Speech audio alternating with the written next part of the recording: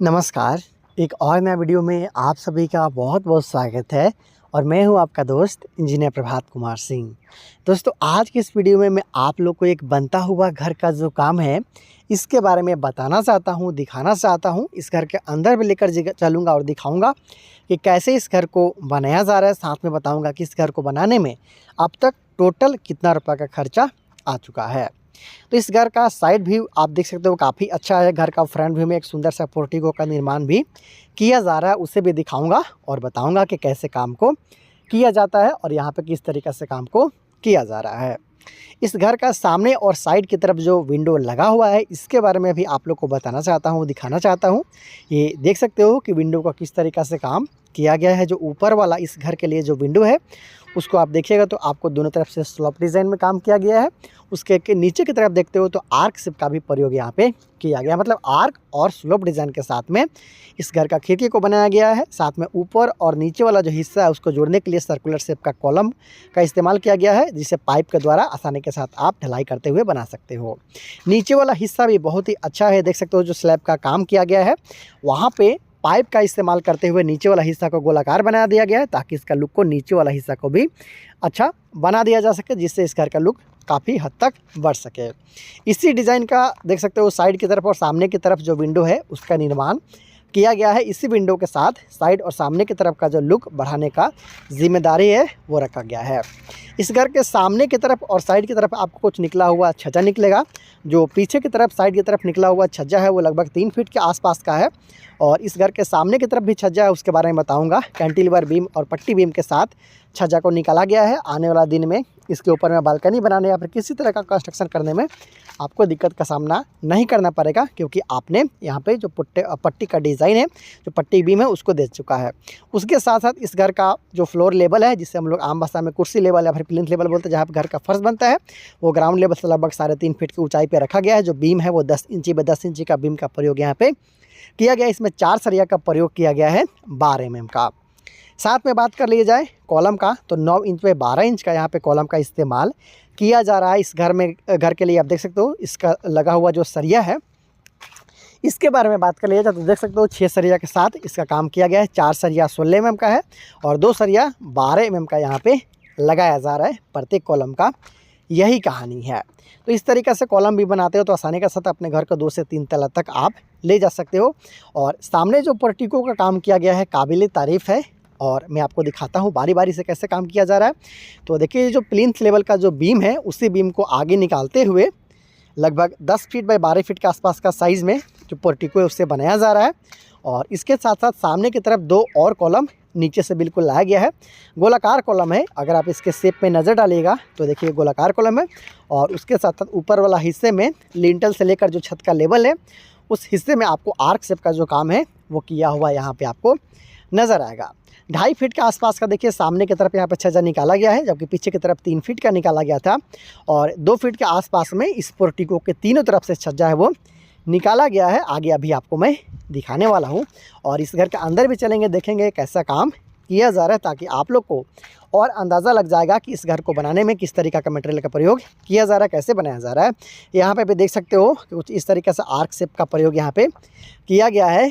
और ये arc shape जो है, जो आर्क शेप में आप काम देख रहे हो, ये सिर्फ ना एक तरफ से किया गया बल्कि तीनों तरफ से किया गया। सामने तरफ से आप देख सकते हो, उसके साथ साथ साइड से भी इसका काम को किया गया है। अभी आपको मैं दिखाने वाला हूँ, पहले आप सामने से इस घर को देख लीजिए। इस घर के छत के ऊपर जो सरिया निकाला हुआ है वहाँ पर भी कुछ काम है वो होने वाला है।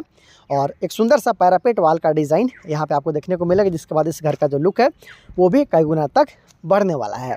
तो इस घर को इस तरीक़े से बनाया जा रहा है। सामने की तरफ जो विंडो है उसका भी जो डिज़ाइन देखिएगा, तो जो डिज़ाइन मैंने आप लोग को साइड की तरफ दिखाया था विंडो का, उसी डिज़ाइन के साथ यहाँ पे काम किया जा रहा है। घर का जो दूसरा साइड है उसके बारे में भी जान लीजिए, फिर इस घर के अंदर चलेंगे। देखिए 2-2 फीट का छज्जा है वो यहाँ पे तीनों तरफ से निकाला गया है, इधर से या फिर साइड से या फिर सामने से, ये देखिए निकाला गया। इससे ज़्यादा आपको छज्जा नहीं निकालना चाहिए, 2 फीट से ज़्यादा निकालेगा तो फिर ये छज्जा है वो भद्दा टाइप का दिखने लगता है, घर का लुक को ख़राब करता है। इसके बाद आप चाहो तो स्लोप डिज़ाइन में छज्जा को निकाल सकते हो। तो ये इस घर का कॉर्नर व्यू। और इसके साथ साथ इस घर का जो कॉर्नर है इसका बात कर लिया जाए तो वहाँ पे आपको इस घर के लिए जो सीढ़ी रूम का निर्माण है वो किया हुआ दिख जाएगा। देखिए इस कॉर्नर पे इस घर के लिए सीढ़ी रूम का निर्माण किया जा रहा है और इसके ऊपर तरफ हेडर रूम आ जाएगा, जो घर का सीढ़ी वाला रूम होता है जिसे लोग हेडर रूम बोलते हैं, वो आ जाएगा, हेड रूम आ जाएगा। और यहाँ पे कुछ इस तरीक़ा से अलग टाइप का डिज़ाइन भी आपको आने वाला दिन देखने को मिलेगा। पीछे की तरफ देखिए छज्जा निकाला गया, उसका भी चौड़ाई 3 फीट के आसपास में है। और यहाँ पे देख सकते हो कि ऑफसेट एरिया भी लिया गया है आपको 2 से 2.5 फीट के आसपास का, कम से कम घर के साइड, पीछे और सामने की तरफ कम से कम इस तरीक़ा से ऑफसेट तो एरिया तो आपको छोड़ना ही चाहिए, ताकि आसानी के साथ आप जो खिड़की है, दरवाज़ा है, उससे आसानी के साथ आप खोल सकिए। और इससे आपको प्रॉपर जो लाइट है वो मिलेगा, वेंटिलेशन भी घर का अच्छे तरीक़े से होते रहता है। इसके साथ साथ इस घर का जो काम है छत के ढलाई तक हो चुका है। देख सकते हो बांस और बल्ली है जो अभी लगा हुआ है। ये आर्क से देखिए अंदर से कुछ इस तरीक़े से दिख रहा है अभी। हालांकि इसका प्लास्टर और पुट्टी का काम जो भी है पूरा काम बाकी है, वो धीरे धीरे स्टेप वाइज किया जाएगा। इसके बाद बिजली का काम होगा, उसके बाद में इसका फिर प्लास्टर का काम होगा, फिर पुट्टी का काम होगा, पेंटिंग का काम होगा। इसका लुक और भी बढ़ सकता है। 4.5 फीट पे 7 फीट का डोर है और वहाँ पे विंडो भी आप देख सकते हो। तो इस तरीक़ा से इसका बांस और बल्ली है वो लगा हुआ है।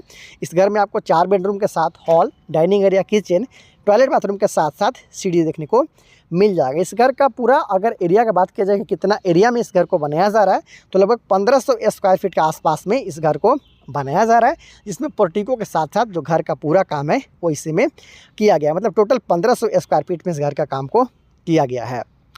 बात कर ली जाए कितना रुपये का खर्चा आया, तो इसके साथ साथ बता दूं कि इस घर का जो फर्श बनाने का काम है वो अभी बाकी है।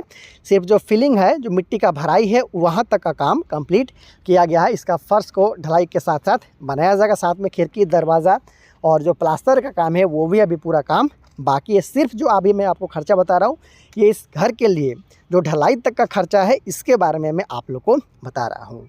तो अब जानते हैं कि आखिर लेबर कॉस्ट के साथ साथ मटेरियल कॉस्ट को इंक्लूड करते हुए इस घर को बनाने में अब तक टोटल कितना रुपए का खर्चा आया है। तो इस घर को बनाने में अब तक 10.5 लाख के आसपास का खर्चा है वो आ चुका है। जबकि आप देख रहे हो कि सिर्फ छत का ढलाई तक का काम किया गया है।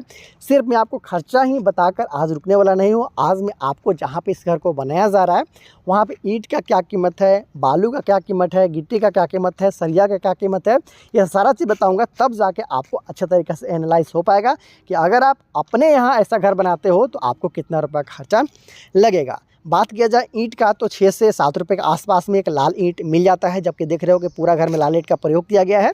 350 के आसपास में प्रति बैग आपको सीमेंट मिल जाता है।